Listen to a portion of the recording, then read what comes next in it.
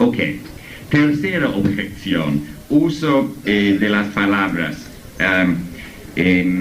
La gente nos dice que somos unos imperialistas de las ciencias duras que quieren impedir a todos los otros de utilizar palabras como energía, caos, lineal, etc., excepto en el significado estrictamente matemático. Y no es así. Los físicos y los matemáticos no tienen ningún monopolio sobre estas palabras. Después de todo, la palabra caos existe en la Biblia, mucho antes de la teoría matemática del caos. Pero sí insistimos en que uno no debe confundir dos sentidos o más de dos sentidos de la misma palabra. Por ejemplo, Deleuze y Guattari, en su libro que es La filosofía, utilizan la palabra caos en un sentido bastante particular, que es su derecho, pero después, en el mismo libro, sin comentario o argumento, hacen referencia a atractores extraños, no linealidad, etcétera, etcétera, citando conceptos de la teoría matemática del caos. Entonces es una confusión lingüística nada más. Si es que hay una relación entre los dos sentidos, tienen que explicar cuál es la relación y no solamente aprovecharse de una coincidencia lingüística. Misma cosa en cuanto a los abusos de la palabra lineal que se encuentran en muchos escritos postmodernos norteamericanos. Okay. Cuarta objeción, metáforas. Mucha gente dice, bien, claro que Lacan o Kristeva, cuando invocan estos conceptos, no son argumentos lógicos válidos, pero no pretenden ser eso. Pretenden invocar estos conceptos metafóricamente para ilustrar algún argumento que están haciendo en su campo, psicoanálisis, lingüística, etc. Está bien, no tenemos nada contra las metáforas, pero el problema es quién está hablando y a quién. Por ejemplo, imagínense si en un seminario de física teórica yo, para explicar el concepto técnico de trivialidad en teoría cuántica de campos, lo comparara al concepto de aporía en la teoría literaria de Derrida.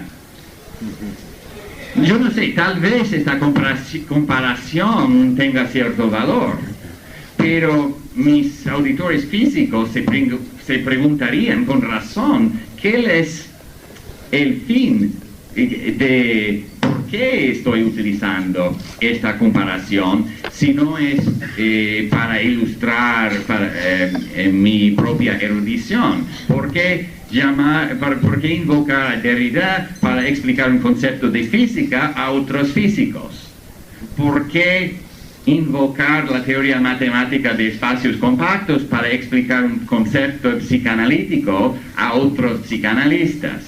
¿Por qué invocar, por ejemplo, como lo hace Latour, la relatividad de Einstein para explicar sus conceptos sociológicos a otros sociólogos? Entonces el problema no es solamente que invocan estos conceptos erróneamente, el problema primordial es para qué sirve.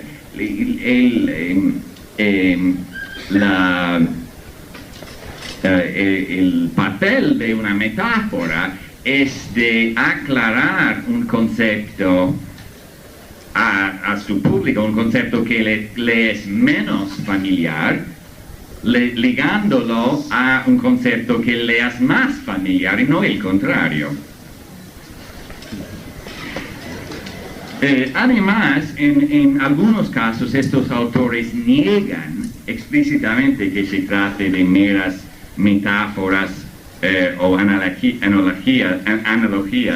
Es el caso de Lacan cuando utiliza conceptos de topología, superficies topológicas, el toro, la botella de Klein, etc., para analizar conceptos psicológicos. Va hasta afirmar que el toro es exactamente la estructura del neurótico, y esto tuvo lugar en una conferencia muy famosa en Estados Unidos en el año 66, y en el libro reprodujeron el coloquio que tuvo lugar en la discusión después de la conferencia. Harry Wolff preguntó: puedo preguntar si esta aritmética y esta topología no son más que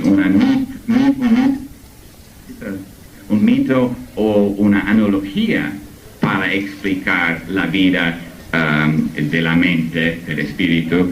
Y Lacan se indigna, dice: ¿analogía a qué? Y después una larga cosa que no se entiende. No,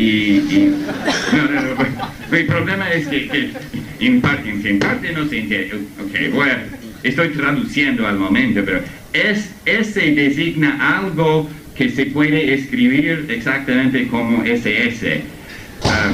He dicho que el S que designa el sujeto es instrumento, materia para simbolizar una pérdida que ustedes experimentamos como sujeto, etcétera, etcétera. Y termina diciendo: no es una analogía. Este toro existe realmente, y es exactamente la estructura del neurótico. No es una analogía, no es una abstracción, porque una abstracción es un tipo de disminución de la realidad, y yo creo que este toro es la realidad misma. Y hay otros casos en los cuales los autores niegan explícitamente que se trate de metáforas. Ok, voy a saltar a la segunda parte del libro porque falta tiempo. Podemos proseguir en el debate si quieren. El relativismo cognitivo no es siempre explícito. A menudo está encubierto en formulaciones ambiguas, y entonces una gran parte de nuestro capítulo sobre el relativismo consiste en desenredar ambigüedades. Pero comencemos con un ejemplo más o menos explícito. ¿Conocen el caso de los niños secuestrados y desaparecidos en Bélgica hace 2 años? Okay.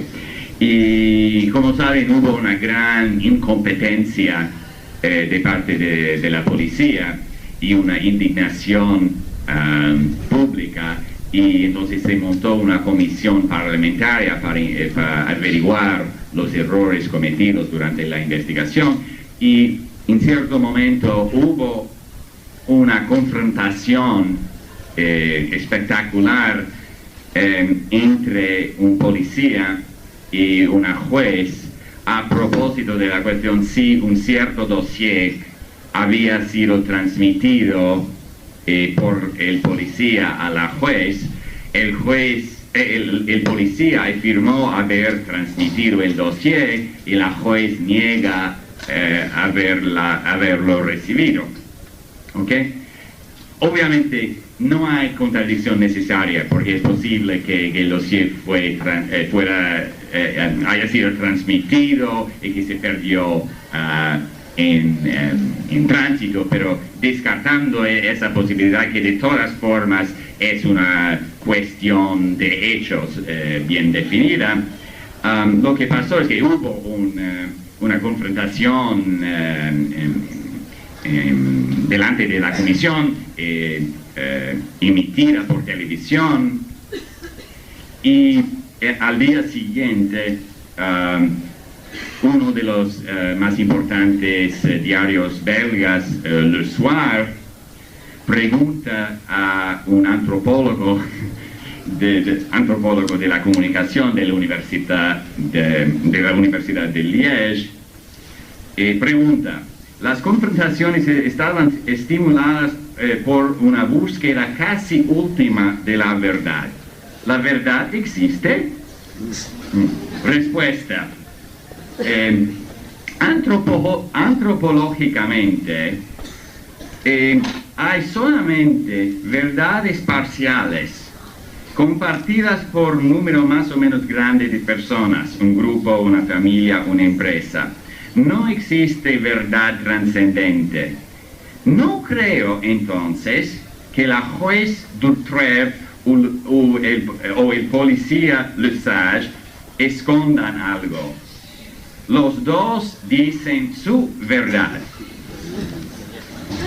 Es increíble porque no estamos hablando de una cuestión de responsabilidad moral o algo así, ¿no? Estamos hablando de una cuestión de hechos, si el dossier fue transmitido o no. Es increíble. Y prosigue. La verdad está siempre ligada a una organización en función de los elementos percibidos como importantes. No es de extrañar entonces que estas dos personas, representando cada una un universo profesional muy diferente, expongan cada una verdad diferente. Se ve aquí la idea que se encuentra en muchos trabajos sociológicos, antropológicos ahora, atomizando la humanidad en grupos cada vez más pequeños, cada uno con su propio universo conceptual, hasta con su propia realidad, entre comillas, y casi incapaces de comunicar entre ellos. Pero aquí llega a un nivel de absurdo. Estas dos personas hablan el mismo idioma, viven al máximo a 100 kilómetros uno de otro, pertenecen al sistema jurídico de una comunidad belga francófona de menos de 4 millones de personas, y se supone que no se pueden comunicar entre ellas, que no entienden de qué se trata. Obviamente, las dos personas entienden muy bien de qué se trata, probablemente las dos saben qué es la verdad, simplemente una de ellas tiene interés en mentir. Pero el antropólogo confunde las cosas. Lo que está confundiendo es el problema de los hechos y el problema de los conocimientos. Okay.